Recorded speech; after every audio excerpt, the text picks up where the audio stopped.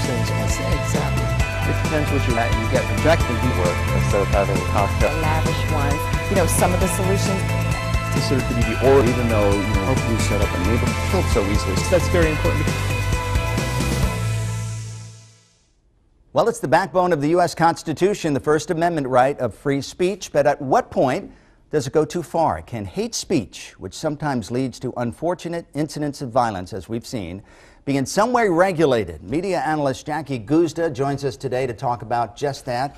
And Jackie, welcome to the show. Good to be here. Let's discuss this. This question is as old as the Constitution itself. At what point does free speech become hateful? You can't yell fire in a theater, right. Obviously, but some of it really is inflammatory. Yeah, look, the Constitution guarantees a right to free speech.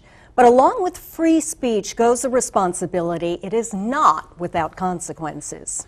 Have we seen, and I know of some incidences, but I'd like you as well to bring out some if you know, where this kind of hate speech, on the left and the right for that matter, really has triggered incidents of violence? Right. Well, look what just happened. Jimmy Lee Dykes, he was the fellow that killed the school bus driver. He took that little boy into the bunker for about a week.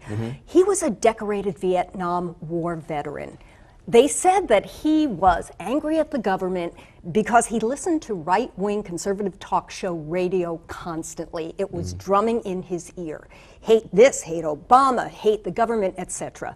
And actually it fueled him to do those acts. And there's been other incidences. So we don't want to get too psychological here, but is there a point where some people who are more receptive to that and can't control this urge to lash out with violence? Well, of course, somebody who is a little far gone over into the other side, a little more mentally impaired, would be more susceptible. However, let's take a look at the normal person out there, the normal citizenry.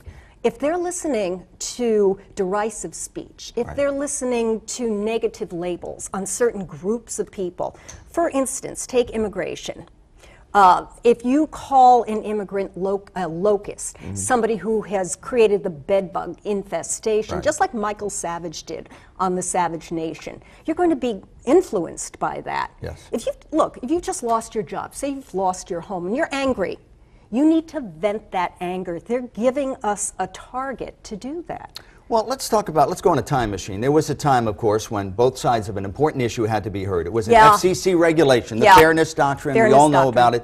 Anybody who spent even 5 minutes in this industry knows about it. But that sort of faded away with the deregulation of the 1980s. And now we have one side that commands the conversation, or another side that commands the conversation. Is there some way to bring back this Fairness Doctrine and still fall into what would be an acceptable broadcast medium that we have now? All right, look, the Fairness Doctrine died in 1987, and it died because it never really stood up to the First Amendment. It took away freedom of speech. If you brought back the Fairness Doctrine, it would not stand up in the courts. However, we do have professional societies, do we not? Yes. Like the Society of Professional Journalists, National Broadcasters Association. My take on it is, if we have guidelines, let's start looking at this extreme speech that has incited violence, and perhaps it's one of those professional societies that could do something about it. Well, let's look at the industry in general, if I may.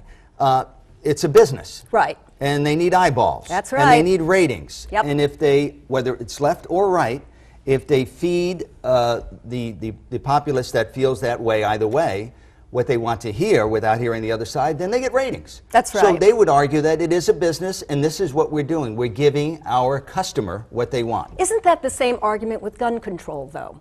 I mean, if there are dire consequences, and there are dire consequences, we are polarizing this nation.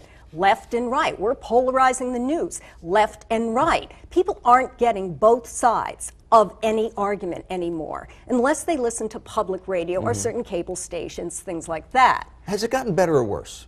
It's gotten worse because there is a profit in polarized viewpoints. You know, Fox's ratings are falling a little bit, but Fox has had a great business plan, making money with going to the right. MSNBC, for example, over on the left, they borrowed Fox's business model, and that's why they're successful now. And would you say that CNN, where many people believe, is sort of in the middle, their ratings are the lowest, that people really don't want to hear what they don't want to hear. They don't want to hear both sides, and that's my question.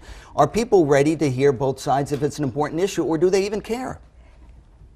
If people don't want to hear both sides, they're not going to be well informed. And if they're not well informed, they're not going to be running this democracy as it should. Okay, Jackie Guzda, we thank you so much. Media analyst, interesting conversation and one to have again somewhere down the road. Thank you, Thank you, Frank. Jackie.